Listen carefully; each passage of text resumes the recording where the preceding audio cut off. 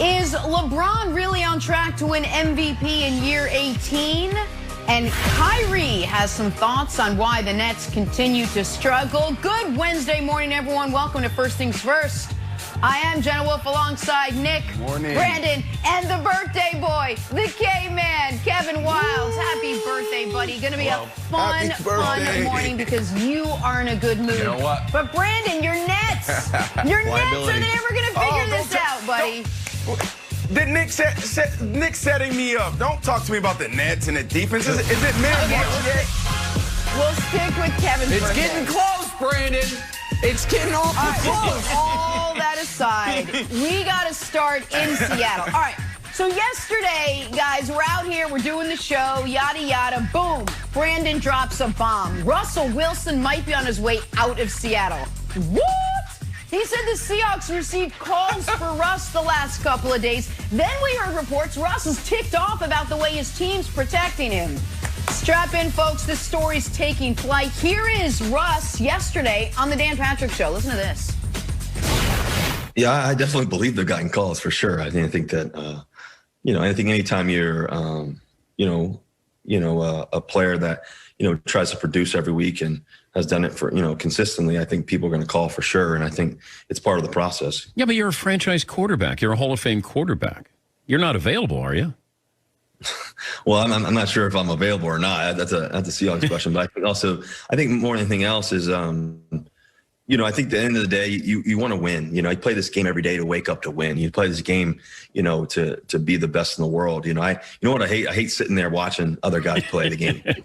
There's nothing worse. By the way, you looked miserable at the Super Bowl watching. Yeah, there's a picture of Sierra and Roger talking. I'm sitting there pissed off. I'm watching this game, wishing that I was in there playing. Brandon, you said the same thing. Watching him at the Super Bowl, he really did. He looked distracted. He looked miserable, as Dan said. How close do you think the Seahawks really are to losing Russell Wilson? Yeah, I mean, we talked about this a couple of weeks ago, and I said Pete Carroll is on the verge of botching the Russell Wilson era. Like, he really is. You think about the Legion of Boom. That was that era.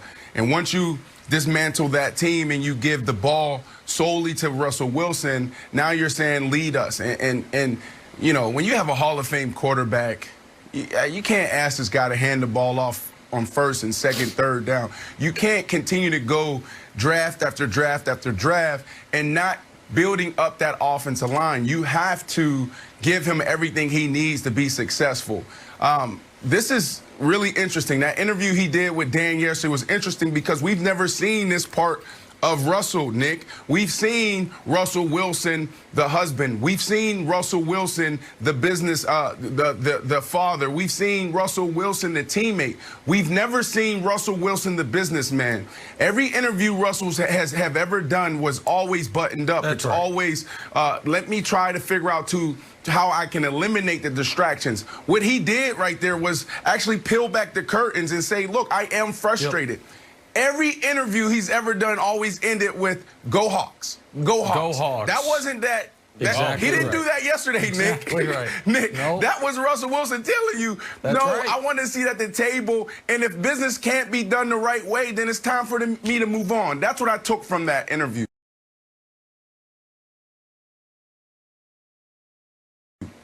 That is the Go Hawks thing. I was thinking the same thing.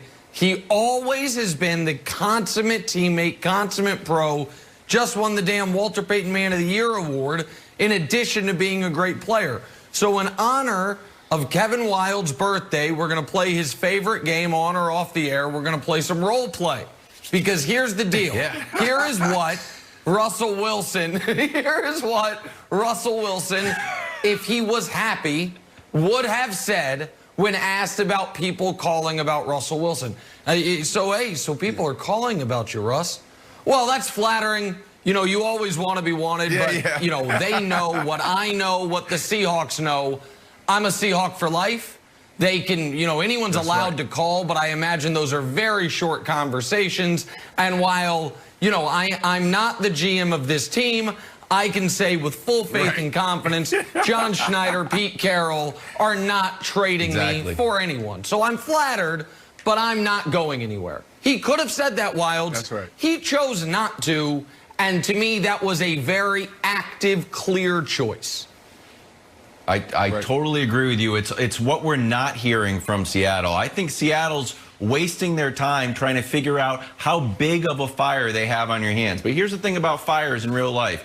Whether you got a little campfire and a spark jumps out and set a little bit of the grass on fire, or your house is ablaze in a raging inferno, guess what? The fire department sends the same fire truck because they don't want any fire whatsoever. Get the Dalmatian out of the way. We're showing up. We're putting it all out. Seattle is not doing that. Like, well, is this a little thing? Is this a big thing? Figure it out, fellas, because whether it's the personnel, whether it's the protection, whether it's the offensive philosophy, you got a fire on your hands. You need to put it out. And I know the nerds are going to be like, try to find an argument why this is okay to entertain. Like, well, when you look at the cap hit and when the financials are down because of the COVID-19 crisis, we didn't have people in the stands. Actually, now the percentage of his cap, and if you win a Super Bowl, like, they're all contested. I don't care.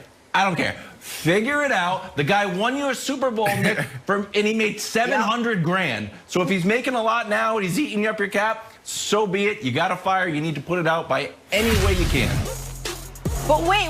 There's another layer here from that interview yesterday. Russ also talked about wanting to be more involved in piecing together the roster around him. If he's going to cook, he wants a hand in picking the ingredients. Listen to what else he had to say here. Are you involved in personnel decisions? Have you been involved in personnel decisions? Not as much. I don't, I think that, do you want to be involved, Russ? Yeah, I think it helps. I think it helps to be involved more. But I think that dialogue should happen more often, in my opinion. All right, so we call Nick our in-house GM for a reason. Nick, I'll throw to you on this one. You think Russell should be involved in Seahawks personnel decisions? Yeah, and it's not because I think he'd be good at it. He might be good, he might be terrible. Guess what? Doesn't matter. Once again, in honor of Kevin Wilde's birthday, for Kevin Wilde's birthday, I was going to get him a very fancy Dyson hairdryer. They're like $500, but they're amazing. But then I heard Wildes doesn't believe in using a hairdryer. But I was like, you know what? For a man who loves his hair, he would appreciate it. Guess what? Russell Wilson loves the offensive line. You know what we should get him for his birthday? John Schneider should call him and say, Russ, I don't even know when Russ's birthday is. Early birthday present. Our second-round pick, it's yours. You don't talk to anybody. You just send us a name day of the draft. Is it your cousin? Is it an offensive lineman from Alabama? Is it a tight end? Do you flip a coin? Right. Do you call Daniel Jeremiah? Whatever you want. Because guess what? Maybe he gets it right. Maybe he gets it wrong. But you know what he gets, Brandon? Happy. We said it yesterday. Yeah. Money, power, respect. And it was not even in regards to Russell Wilson, but they've given him the money, but he's so good, he deserves all three. So you give him the money, now you give him a little power, that shows the respect. And if he wants to be in on the free agent room, no problem. Whatever you want, Russell, because we go as you go. That's the answer. Look, here's the deal. It's like they keep trying to bargain. That's what the Seattle Seahawks do. And that's one of the reasons why they got in this position as far as like being successful year after year after year. But it comes a point where you got to grow up. What is the bargain? You try to go get me, Brandon Marshall. You try to come get me after 13 years. I'm done. I can't really help out Russell Wilson. You go get Greg Olsen. Greg Olsen's done. He can't really help out Russell Wilson. You go get Josh Gordon. I love Josh Gordon, but he has some personal issues, some things that he has to face off the field. So you try to go get those type of guys. And then offensive linemen. Go look at the offensive linemen that they bring in. These are guys that are coming off of injury. These are guys that had Pro Bowl years 3-4 years before, and they feel like they can now get back to being themselves. They have to make it a priority to give Russell exactly what he needs. This is a guy that's saying, I want to win now. So to answer your question, should he be a part of it? Yes, there's a few guys that should have a seat at the table. Not everyone are quarterbacks, but when you add so much value to an organization, you should be a part of it. Jay Cutler in Chicago, hell, I was walking in the building one day and I saw Jay Cutler in the offseason walking out. And I'm like, what are you doing here? He said, well, I just sat down with Coach Mark Trustman. I sat down with Bruce Arians. I sat down with Todd Bowles. polls, you know, so I was a part of the interview process. That blew my mind. That was the first time that I saw a player have a seat at a table that big. So Russell Wilson, and Brandon, Nick, here's the issue is that, here's the issue, and I'll give it to you. The issue is this. It's, you know, you'll come to me when you know, and give me a seat at the table when you want to bring in Greg Olsen. But then you're not really listening to me when we're talking about guys that may cost 8, 9, 10 million. Now you're saying, oh, Russ, we don't know if we can do that right now. And that is the problem. And just very quickly, there's precedent for this.